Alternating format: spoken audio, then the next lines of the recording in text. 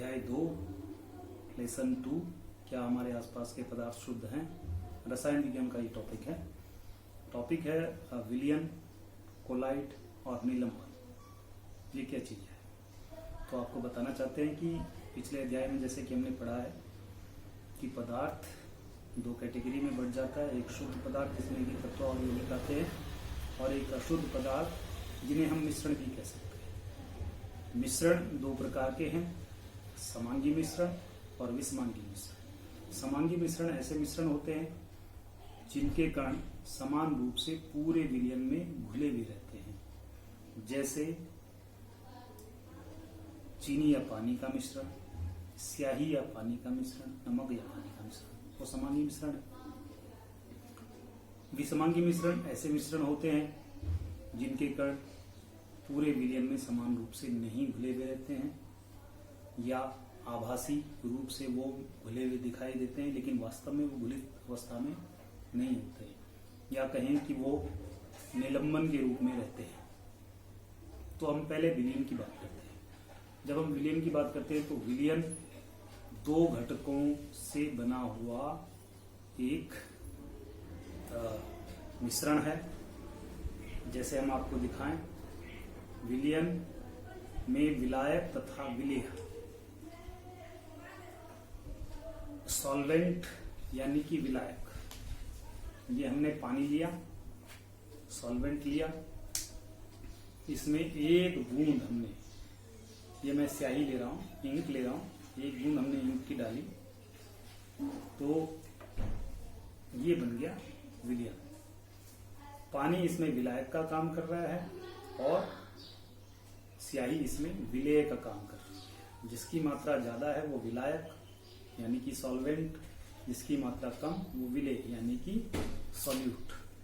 तो अगर हम इसको हिलाते हैं तो ये एक विलयन बन गया, सॉल्यूशन बन गया। तो अब विलयन को आप समझ चुके हैं। तो विलयन के विलायक और विलेय की मात्रा के आधार पर विलयन 3-4 प्रकार के होते हैं। अगर हम बात करें, इसमें हमने केवल एक बूंद स्याही डाली है और इसमें हमने थोड़ा सा ज्यादा स्याही डाली है, तो आप देखेंगे कि ये इसका रंग कैसा है और इसका रंग कैसा है, ये आपको दिख रहा होगा। ये हल्का रंग है और ये थोड़ा सा गाढ़ा रंग है। तो हम क्या कहेंगे, ऐसा विलयन जिसमें विलेय की मात्रा कम हो वह तनु विलयन या डाइल्यूट सॉल्यूशन कहलाता है। ठीक है, अब इसे हटा दें। दूसरा आप ये वाला देख रहे हैं, ऐसा विलयन जिसमें विलेय की मात्रा तनु विलयन से अधिक हो वह सांद्र विलयन या कंसंट्रेट सॉल्यूशन कहलाता है। इसे भी आप साइड रख देते हैं। ठीक है, अब हम बात करते हैं तीसरे प्रकार के विलयन की, जिसे हम कहते हैं असंतृप्त विलयन। ये पानी है और इसमें हमने नमक घोला है। ठीक है, तो 1 चम्मच नमक हमने इसमें घोला है। अब इसमें हम 2-3 चम्मच और घोल लेते हैं।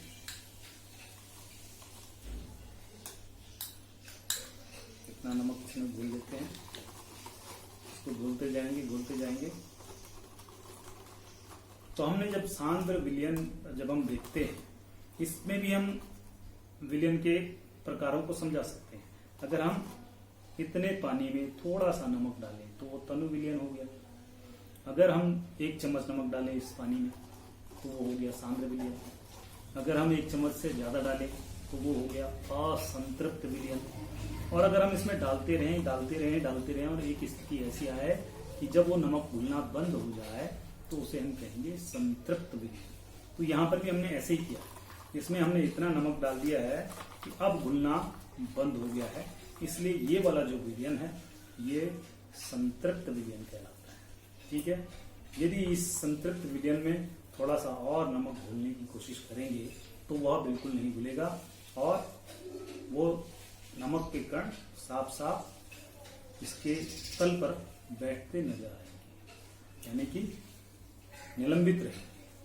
तो ठीक, और 4 प्रकार के विलयन मैंने आपको बताए, तनु विलयन, जिसमें विलेय की मात्रा कम हो सांद्र विलयन, विलेय की मात्रा अधिक हो असंतृप्त विलयन, विलेय की मात्रा सांद्र विलयन से अधिक हो और संतृप्त विलयन, विलेय की मात्रा विलायक में जितनी क्षमता होती है विलेय को घोलने की, अगर उतना विलेय हम मिला दें तो वह संतृप्त विलयन कहलाता है। आपने देखा होगा कि द्रव, ठोस, द्रव, गैस सब में थोड़ा थोड़ा खाली स्थान होता है।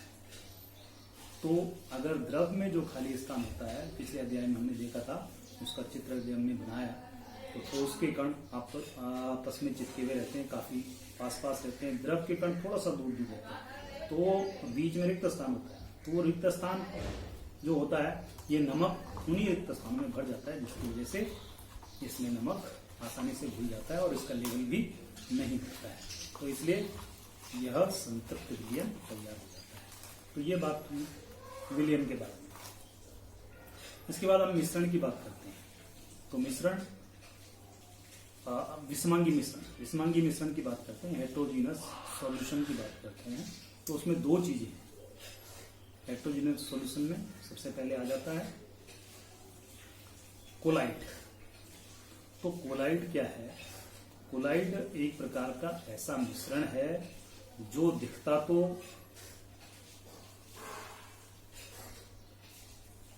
समांगी मिश्रण के समान है, लेकिन वास्तव में वो समांगी नहीं होता, वास्तव में वह विषमांगी होता है। जैसे दूध, अब अगर दूध में थोड़ा सा हम पानी भी मिला देते हैं, जैसे दूध, तो ये है समांगी मिश्रण, ये है विषमांगी मिश्रण। लेकिन ये किस प्रकार का विषमांगी मिश्रण है? कोलाइड विलयन, ये कोलाइड विलयन। अब यह समांगी मिश्रण है, यह विषमांगी मिश्रण है, यानी कि कोलाइड विलयन है। तो इनमें अंतर क्या है? यह प्रकाश के मार्ग, अगर इसमें प्रकाश का मार्ग गुजारा जाए तो यह उसको नहीं रोकता है, जबकि यह प्रकाश के मार्ग को रोकता है। क्यों? क्योंकि विलयन के कण, जो विलयन में कण उपस्थित होते हैं, उसके 1 नैनोमीटर से भी छोटे होते हैं, जबकि कोलाइड के कण 1 नैनोमीटर से लेकर के 100 नैनोमीटर तक बड़े होते हैं, थोड़ा इससे बड़े इसके होते हैं। ठीक है, अगर हम इन दोनों को छन्ना पत्र से छानने की कोशिश करेंगे, फिल्टर पेपर से, तो ये दोनों नीचे उतर जाएंगे छन्ना पत्र से। ठीक है, लेकिन अगर हम इसमें प्रकाश गुजारने की कोशिश करेंगे तो इस विलयन में प्रकाश सीधे आर पार हो जाएगा, जबकि इससे प्रकाश आर पार नहीं होता है। इसका मतलब इसके कण थोड़ा सा बड़े हैं जो प्रकाश के मार्ग को रोकने का प्रयास करते हैं, इसलिए यह टिंडल प्रभाव भी दिखाता है। क्योंकि यह कोलाइड विलयन है तो ये टिंडल प्रभाव भी दिखाता है। इसको भौतिक विधियों से अलग किया जा सकता है, लेकिन समांगी मिश्रण को भौतिक विधि से हम अलग नहीं कर सकते। ठीक है, इसको हम अपकेंद्रण विधि के द्वारा, सेंट्रीफ्यूगेशन विधि के द्वारा अलग कर सकते हैं। इसीलिए दूध से मलाई या मक्खन हम मलाई से मक्खन हम निकाल सकते हैं।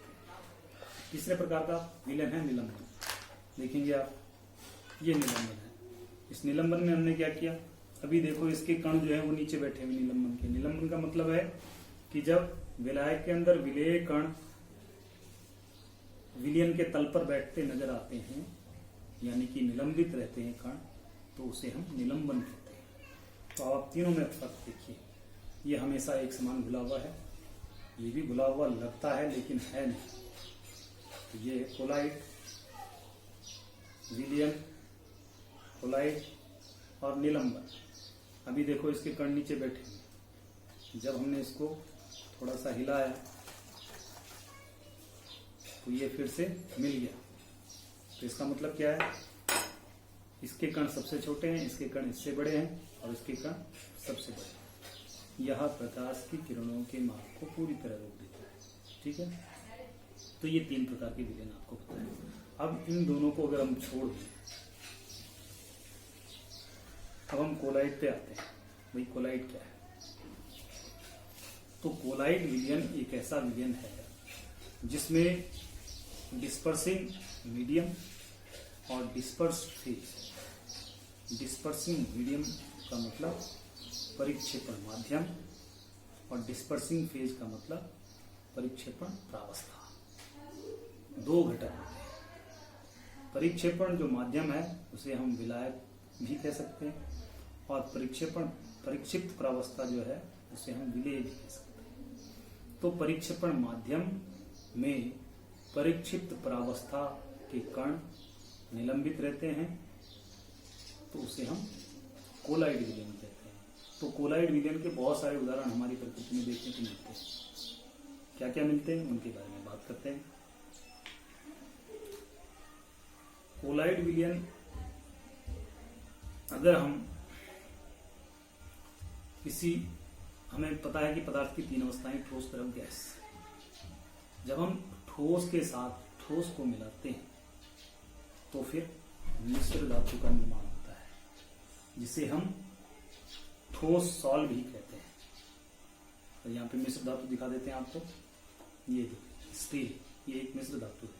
तो इसमें ठोस, लोहा और कार्बन दोनों का मिश्रण इसमें किया गया है, तो ये स्टील बन गया। दोनों ठोस है और दोनों से बना, तो इसको कहेंगे हम ठोस सॉल्व। दूसरा उदाहरण लेते हैं हम, ठोस और ठोस का मिश्रण हो गया ठोस सॉल्व। अब हम ठोस और द्रव का मिश्रण लेते हैं। ठोस और द्रव का मिश्रण, एक ठोस और एक द्रव ले लिया, जैसे हम ले लेते हैं ये ठोस और द्रव, ये है मक्खन। जब हम फैट यानी कि वसा के साथ पानी का जो मिश्रण होता है, क्योंकि वसा जो मक्खन है उसमें वसा भी है, वसा ठोस के रूप में है और पानी द्रव के रूप में।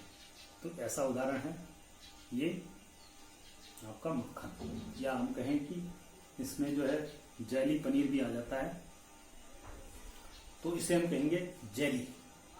तीसरी बात हम करते हैं ठोस और गैस का मिश्रण।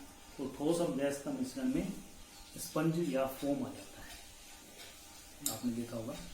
तो जो स्पंज होता है किस तरीके से वो स्पंज जो होता है उसमें गैस के साथ साथ ठोस उपस्थित होता है। अगर हम बात करते हैं द्रव विलयन की, अभी तक जो हमने आपको बताया वो कोलाइड विलयन का पहला रूप था, ठोस विलयन। इसके बाद हम बात करते हैं द्रव विलयन। द्रव विलयन में द्रव परिक्षेपण माध्यम के रूप में यानी कि विलायक के रूप में रहता है, और बाकी ठोस, द्रव, गैस वो परिक्षिप्त प्रावस्था यानी कि विलेय के रूप में रहते हैं, डिस्पर्सिंग फेज के रूप में रहते हैं। तो सबसे पहले द्रव के साथ यदि हम ठोस मिलाते हैं तो उसे हम कहते हैं द्रव सॉल्व। जैसे कीचड़, तो इसमें क्या है, मिट्टी की मात्रा कम है, पानी की मात्रा ज्यादा है, तो कीचड़ और गोबर भी आप कह सकते हैं। तो ये क्या है, ये है द्रव सोल, द्रव सोल कहते हैं इसे। ठीक है। अगली हम बात करते हैं द्रव के साथ जब हम द्रव को मिलाते हैं, एक द्रव के साथ हम दूसरे द्रव को मिलाते हैं तो उसे हम कहते हैं इमल्सन। तो ये उसका उदाहरण है दूध या फेस क्रीम या पेंट। इसमें एक द्रव यानी कि पानी के साथ दूसरा द्रव जो वसा है वो द्रव के रूप में उपस्थित है। पेंट में भी ऐसे ही होता है। ठीक है। अगर हम द्रव विलयन यानी कि द्रव विलायक होने पर उसके साथ गैस मिलाते हैं, गैस की बात तो द्रव फोम यानी कि शेविंग क्रीम या कोक, ये इसके उदाहरण है द्रव फोम से। अगर हम गैस विलयन की बात करते हैं कि गैस को हम विलायक के रूप में रखें और बाकी ठोस द्रव गैस को विलेय के रूप में रखें, तो फिर कौन कौन सी चीजें प्रकृति में देखने को मिलती है। गैस के साथ अगर ठोस को मिलाते हैं तो उसे कहते हैं एरोसोल। तो गैस के साथ ठोस का उदाहरण है धुआं और धूल। तो धुआं और धूल, क्योंकि धुआं गैस के साथ ठोस का उदाहरण है। गैस के साथ द्रव का उदाहरण है कोहरा, बादल और कुहासा, जिसे हम एरोसोल कहते हैं। ठीक है। गैस के साथ गैस का उदाहरण है हवा, ये वातावरण में हमारे वायु है, हवा है, वो एक प्रकार का गैस के साथ, गैस का उदाहरण है, क्योंकि ऑक्सीजन, नाइट्रोजन और अन्य सभी अक्रिय गैस है उसके साथ में जुड़ी रहती है। तो इस तरीके से आपने देखा 3 प्रकार के कोलाइड विलयन हमारे पास हैं। ठोस कोलाइड विलयन जिसमें ठोस विलायक के रूप में रहता है, बाकी ठोस द्रव गैस विलेय के रूप में रहता है। द्रव कोलाइड विलयन जिसमें द्रव विलायक के रूप में रहता है, ठोस द्रव गैस विलेय के रूप में रहता है। गैस कोलाइड विलयन जिसमें गैस विलायक के रूप में रहता है और ठोस द्रव गैस विलेय के रूप में रहता है। इस प्रकार से हमने कोलाइड विलयन के प्रकारों को समझा। Thank you.